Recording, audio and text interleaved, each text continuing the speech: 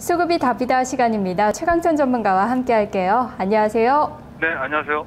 네, 오늘장 수급 키맨은 어느 쪽으로 잡으셨나요?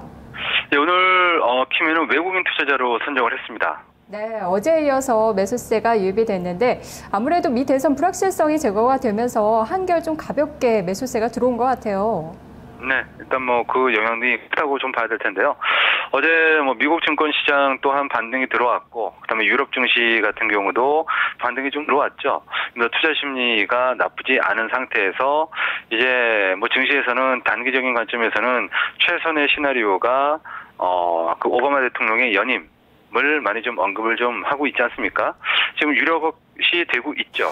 해서 거기에 따른 어떤 대선 자체에 따른 불확실성과 그다음에 증시에서 롬니 쪽보다는 정책의 일관성적인 측면에서는 오바마의 연임을 증권시장 입장에서는 더 선호를 좀 했는데 그런 부분들이 좀 맞아떨어지면서 그 외국인 투자자들이 오장 들면서 매수세가 좀 확대된 것 아니냐 이렇게 좀 보여집니다. 네. 자, 그렇다면 어느 쪽을 주로 매수했는지도 한번 점검해 보도록 할까요? 네.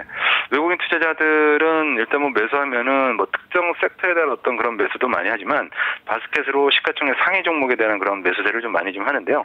오늘은 운수장비 업종에 대해서 1,130억의 매수를 좀 기록을 했고 전기전자에 대해서는 약 600억 가깝게 매수를 하는 그런 모습이었죠. 또 철강금속 업종에 대해서도 130억 내외. 다만 금융업종에 대해서는 360억 정도의 매도가 나왔는데 아마도 금융주는 롬니 관련주라고 얘기를 할 수가 있겠죠. 금융개혁 법안을 폐지하는 것을 공약으로 내걸었기 때문에 오바마 쪽이 되면서 금융주에 대한 어떤 매도가 좀 나온 것이 아니냐. 그래도 좀 보여집니다.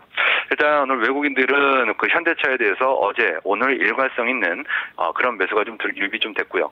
어제 기아차는 매도했습니다만 오늘 기아차 60만여 주의 매수가 진행이 됐고요. 현대모비스도 오늘 좀 매수를 좀 했고, 그다음에 많은 수량은 아닙니다만은 현대글로비스, 그다음에 현대위아, 그리고 만도 같은 자동차, 완성차, 그리고 부품주에 대한 매수가 진행이 된 게 가장 컸다라고 좀 봐야 될 것 같고요. 그다음에 조선주 쪽에 대해서는 매수는 했습니다만 미미한 매수였죠.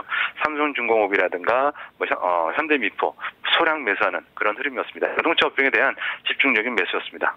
네, 조선주 매수가 좀 미미했고 아직까지 바닥을 잡지 못한 종목들도 많이 눈에 띄는데요. 아무래도 이제 다시금 미국 이슈가 지나가면 유로존의 불확실성 문제가 대두될 가능성이 크겠죠. 유로존의 불확실성은 이제 두 가지 정도로 지금 단기적으로는 얘기를 해볼 수가 있겠죠. 오늘 그리스 의회 투표가 좀 진행이 되죠. 135억 유로의 어떤 구제, 135억 유로의 어떤 자구안, 이런 것들이 이제 의회에서 통과가 돼야 310억 유로의 구제안을 좀 받을 수가 있기 때문인데요. 아마 통과가 좀 확정시 되지 않나 그렇게 좀 보여집니다. 예외의 경우는 확률이 좀 높지 않을 가능성이 좀 높다 그렇게 좀 보여지고요. 이런 것이 이제 좀 마무리가 좀 되고, 그리고 어제 스페인의 라우이 총리도 정치적인 어떤 그런 이슈들이 잠잠해지면은 또 스페인은 언제든지 구제금융 신청을 할 수 있죠. 그래서 어제 같은 경우도 라우이 총리가 구제금융을 배제하고 있지 않다라는 그런 발언도 있었죠. 어제 유럽 증시는 이 라우이 총리의 발언이 어제 의미 있는 어떤 주가의 어떤 상승을 유발했다. 그렇게도 좀 봐도 되겠죠. 그렇다면은 일정 부분은 단기적인 관점에서의 어떤 불확실성은 좀 제거가 된다라고 봐야 되겠죠. 그러나 경제적인 측면에서는 여전히 불확실성이 높죠. 어제 독일의 공장 주문 같은 경우도 큰 폭으로 감소하는 그런 흐름이 있었고, 영국의 경제 지표도 좀 악화가 되는 그런 흐름들이 좀 있었죠. 이런 부분들은 금융위기 이후에 사후 후폭풍으로 안 좋아지는 그런 흐름이라고 일단은 봐야 되겠고요. 네. 경제 턴어라운드는 아직은 시간이 요원하다. 그렇게 좀 봐야 되겠죠. 알겠습니다. 수급 특징주 살펴보도록 할게요. 예, 오늘 고려아연을 선정을 해봤는데요. 오늘의 종목이랑 또 수급의 특징주랑 겹치네요. 고려아연. 전문가님께서는 어떤 점에 주목하셨습니까? 일단은 그 오바마 대통령이 연임이 확정적이라면 당연히 그동안의 어떤 그 구도는 여전히 지속이 좀 된다라고 좀 봐야 되겠죠.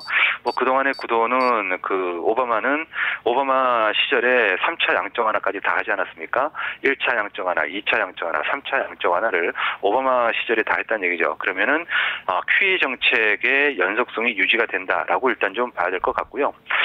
그다음에 뭐 오퍼레이션 트위스트가 이제 뭐 종료가 될 거기 때문에 거기에 따른 어떤 후속 대체 부양책 논의 과정도 조금 활발해지지 않을까라는 그런 생각이 듭니다. 지금 뭐 퀴샌디라는 그런 얘기도 지금 나올 정도로 어떤 새로운 형태, 어떤 형태든 새로운 형태의 어떤 양적 완화책이 또 오바마 재임 시절에 분명히 나올 것이다라는 그런 전망들이 좀 많이 있죠. 그래서 뭐 내일 내년에 뭐 Q4가 나올 수도 있는 거고요.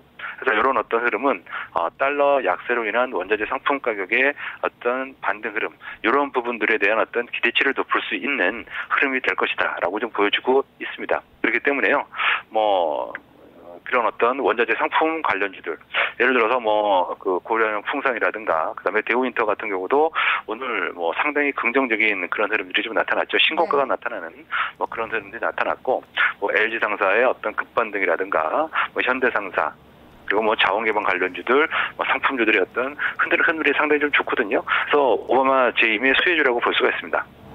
알겠습니다. 말씀 고맙습니다. 네, 고맙습니다. 네, 말씀해 주신 것처럼 대우인터, LG상사 오늘 상사주들, 자원개발주들 흐름이 양호했습니다. 수급 특징주로도 고려하여 살펴봤는데요. 어제와 오늘 이틀째 기관과 외국인의 동반 매수가 이어진 종목이었습니다. 넥스트 1부는 여기까지입니다. 잠시 후 2부에서 계속해서 살펴보도록 하겠습니다.